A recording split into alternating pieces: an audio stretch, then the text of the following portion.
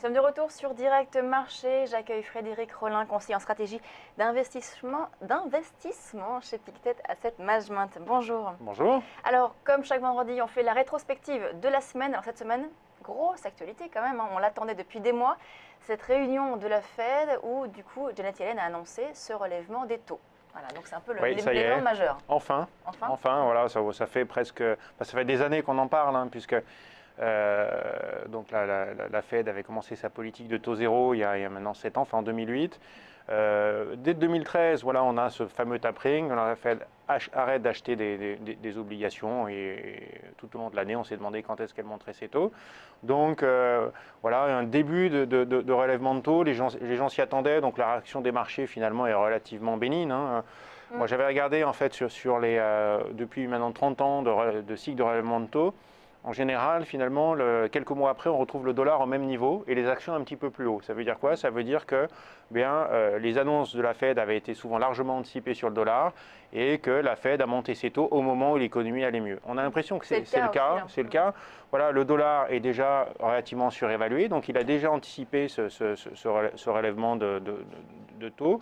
Et l'économie américaine, mais ça c'est plus discuté, aujourd'hui, évidemment, va plutôt pas mal, en tout cas pour ce qui concerne la consommation et l'emploi. Donc ça justifie le discours, hein, de Janet Yellen, qui est un discours donc de hausse des taux, mais d'une hausse des taux mesurée, très progressive, et surtout qui dépendra des données économiques. Donc, oui, c'est quand même très vague, hein, sur les perspectives. On ne sait absolument pas ce qui va se passer en 2016 finalement. Finalement, je pense que y a pour les banques centrales un moment de l'action où elles sont vraiment dans l'anticipation, je dirais dans la force. Et souvent ça, c'est quand elles mènent une politique monétaire ultra accommodante. Elles surprennent les marchés par la force de cette politique pour donner des chocs positifs. Et puis quand elles retirent cette politique, elles suivent l'économie. Donc je pense que plutôt que de suivre la Fed aujourd'hui, il vaut mieux suivre l'économie américaine, ou si on suit la Fed d'une certaine façon, ou ce qu'elle dit, c'est parce qu'ils ont probablement de très bons économistes chez eux. Donc on va voir, nous on pense plutôt qu'il va y avoir encore deux relèvements de taux. La Fed pourrait relever un peu plus rapidement, mais elle va souhaiter probablement quand même ne pas casser la dynamique de croissance, qui est assez solide, mais on voit poindre quand même des dangers, notamment venant des émergents. On voit que dans tout le secteur manufacturier, ça va, mais enfin pas si bien que ça. C'est plutôt la consommation qui tire. Donc il y a des raisons de penser que la croissance va être solide, mais le risque inflationniste est encore probablement un petit peu loin, donc la Fed a le temps. Du côté des marchés, on a le sentiment que le rallye de fin d'année tant attendu a démarré grâce à la Fed. Est-ce que c'est votre sentiment ou au contraire c'est juste une réaction, on va dire, de court terme? Alors espérons-le surtout sur les actions européennes. Enfin nous on n'espère pas trop parce que pour l'instant on est neutre, hein, donc on est quand même un petit peu prudent à cause de ce qui se passe sur les émergents. En positif sur les actions européennes et japonaises, mais plutôt prudent sur les actions américaines. Effectivement, je crois que il n'est pas impossible que finalement on achète au son du canon. Vous savez, donc c'est des éléments purement techniques.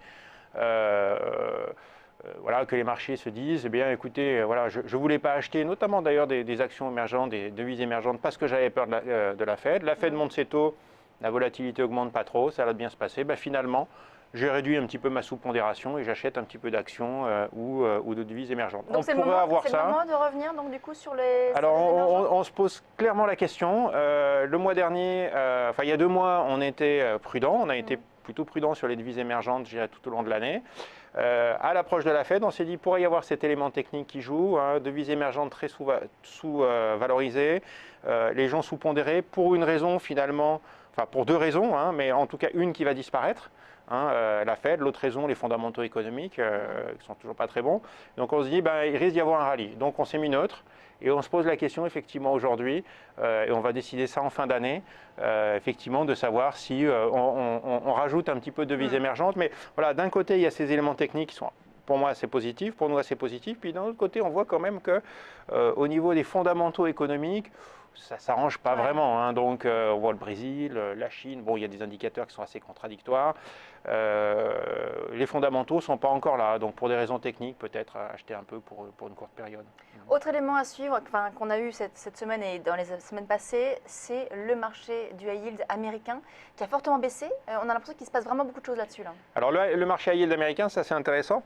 C'est un marché, enfin le marché à yield, donc ce sont des sociétés qui ont besoin de se financer, qui sont fortement endettées, qui ont besoin de se financer, qui n'aiment pas les hausses de taux, du coup, parce qu'évidemment ça renchérit le coût de financement sur des dettes assez importantes. Donc pour eux, les hausses de taux, ça compte. Et on a un deuxième facteur sur le high yield américain, c'est la baisse des prix du pétrole.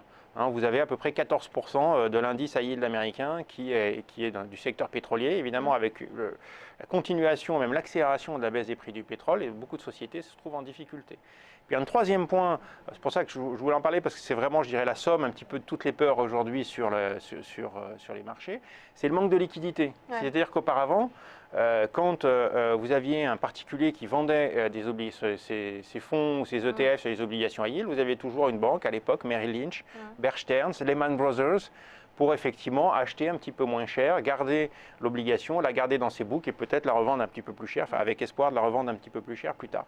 Là, on a beaucoup contraint les banques sur leur capital et donc quand vous avez des masses de particuliers qui vendent, eh bien, c'est beaucoup plus difficile de trouver un plancher, de trouver des banques pour acheter et ça crée de l'illiquidité. Donc Est-ce que ça veut dire qu'on est proche d'une récession finalement aux États-Unis? Alors, donc, du coup, la question il se pose pratiquement à chaque fois, pas toujours, mais assez souvent, quand les obligations à yield ont fortement chuté, elles nous ont annoncé une récession. C'est le cas des profits. Les profits des entreprises américaines ont baissé, ça nous a pratiquement à chaque fois annoncé une récession. Donc on commence à avoir des signes sur l'économie américaine. On dit voilà, le ralentissement chinois, la baisse du prix du pétrole commence quand même à impacter réellement certains pans de l'économie et on a un risque de récession qui est en train aujourd'hui d'augmenter. Pour nous, quand même, c'est plutôt sur le high yield américain, pas encore une annonce de récession, mais plutôt la conséquence d'un manque de liquidité et de baisse des prix du pétrole. Donc on croit encore à ça, mais c'est un marché qu'il faut surveiller. Et puis vous savez, c'est un gros pan de l'économie qui va avoir des difficultés à se financer maintenant, parce que voilà, les taux ont atteint des niveaux extrêmes, de l'ordre de 9% il y a quelques jours. Ça aussi, ça va peser sur l'économie américaine. Donc on est optimiste, mais bon, on regarde quand même, il y a des choses qui se passent qui ne sont pas toutes qui sont à surveiller. Alors du côté de la semaine prochaine, bon évidemment c'est le début des fêtes, les marchés vont peut-être commencer à être un petit peu plus calmes, j'imagine, mais est-ce qu'il y a quand même des choses à surveiller? Alors nous, effectivement, on pense que le marché d'ordinaire pendant les fêtes reste calme, mais comme il est un petit peu liquide, si jamais il se passe quelque chose d'important, à ce moment-là, il peut perdre totalement son calme parce qu'il n'y a pas de liquidité, un petit peu comme sur le high yield aujourd'hui. Mais bon, ce qu'on aura en tout cas comme statistiques qui nous paraissent intéressantes, c'est la confiance des consommateurs aux États-Unis et en Europe. Ouais. Alors ça c'est intéressant parce que finalement, dans les pays développés, vous avez deux gros blocs. Vous avez la consommation qui va bien et puis vous avez les secteurs manufacturiers qui va un petit peu moins bien à cause notamment du ralentissement émergent, le secteur industriel aussi. Donc on va voir finalement lequel des deux va l'emporter et la confiance des consommateurs, c'est le meilleur indicateur avancé de la consommation. Elle est très haute aux États-Unis, elle est plutôt haute en Europe sur une base historique. On va voir si ça tient. Ça se maintient. Voilà, nous on pense que ça devrait se maintenir, toujours beaucoup d'embauches aux États-Unis. Une situation qui s'améliore pour le particulier en Europe. Donc ça devrait pas trop te poser de problème, même peut-être un petit peu de hausse de la confiance, pourquoi pas. Donc plutôt des bonnes nouvelles de ce côté-là. On verra plus tard quand on va parler des PMI, mais ça sera pas cette semaine, ça sera dans les semaines suivantes. Et puis au Japon, quelques statistiques intéressantes. Donc on aura des statistiques sur les entreprises qui sont organisées par une banque, Shoko Shukin. Donc ça c'est assez intéressant, c'est les petites et moyennes entreprises. On va voir ce qu'elles pensent aujourd'hui de la croissance économique. L'indicateur est plutôt bien orienté aujourd'hui. Il y a eu beaucoup de chocs sur l'économie japonaise ces derniers temps, la proximité de l'Asie, de la Chine. La hausse de la TVA, finalement, ça ne se passe pas si mal. Le Japon a l'air d'aller mieux quand même. Voilà, c'est pas formidable. Premier trimestre positif, deuxième trimestre négatif, troisième trimestre finalement positif après la révision en termes de croissance, mais beaucoup dû quand même à la hausse au stock. Donc bon, c'est un signe quand même que plus tard, il va falloir déstocker. Donc dans l'ensemble, une économie qui se porte pas trop mal, une inflation qui revient. Si on regarde l'inflation cœur, qui est quand même une meilleure indication d'inflation que l'inflation totale, qui est dépendante des prix du pétrole, on a une inflation cœur qui était à moins 1,5 il y a à peu près 2 ans, qui a plus 0,7, qui va être publiée la semaine prochaine, probablement à plus 0,8. Donc on voit que l'inflation revient. Et puis un rapport sur le marché du travail. Donc le chômage japonais extrêmement bas, hein, très très bas, hein, entre 3 et 4%, on en rêve, nous Français, et des tensions qui vont finalement sur le marché du travail, qui vont peut-être aboutir donc à une reprise inflationniste, donc une sortie de crise des Japonais. Ce qu'on revoit en tout cas, c'est que le nombre de personnes, enfin de jobs disponibles pour les gens est en train d'augmenter, c'est 1,2. Donc les entreprises ont du mal aujourd'hui à trouver, à embaucher. Il va falloir qu'elles montent les salaires et tout ça devrait aller dans le bon sens pour l'économie japonaise. Merci Frédéric Rollin, donc conseiller en stratégie d'investissement chez Pictet Asset Management. On vous retrouve après les fêtes pour de nouvelles analyses des marchés. Merci beaucoup. On passe à la suite de Direct Marché.